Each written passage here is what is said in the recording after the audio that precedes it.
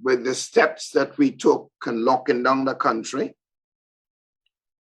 there was a feeling that within another year or so, that we would be able to return to business as usual. So while to some extent there was an adjustment in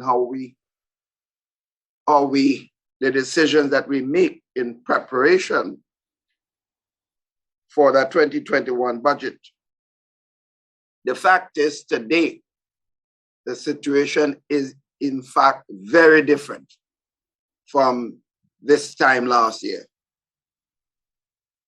It means whatever adjustment we make, we have to do further adjustments.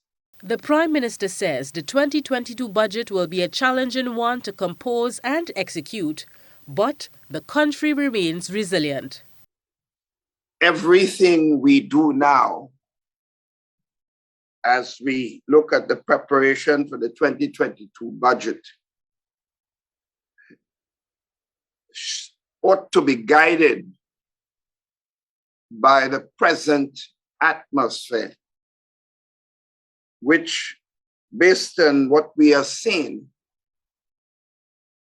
we do not expect to see major changes in how we operate within another year.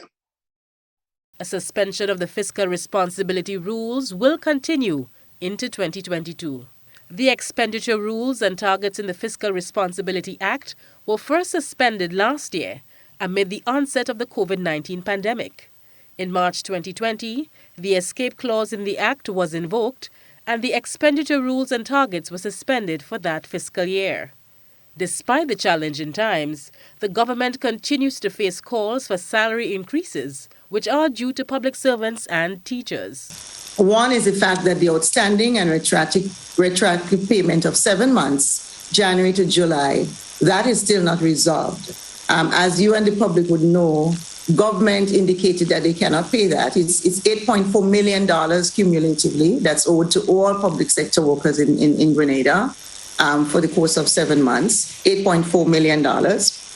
In the grand scheme of things in Grenada, we know that $8.4 million is a mere drop in the bucket. It's a trifling amount compared to government's sort of a spending habits. However, the Prime Minister, Dr. Keith Mitchell, warns against the perception that all that's needed or desired is within arm's length. There is that perception that government can find resources at any given time to do whatever we wish to do.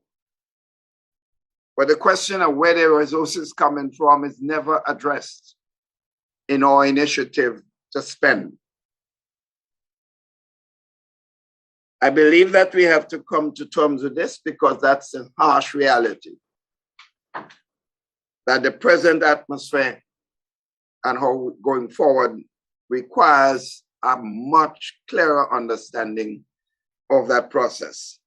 The retreat is being held virtually and has brought together members of the business community and other sectors who must collaborate with government to further the country's economic growth.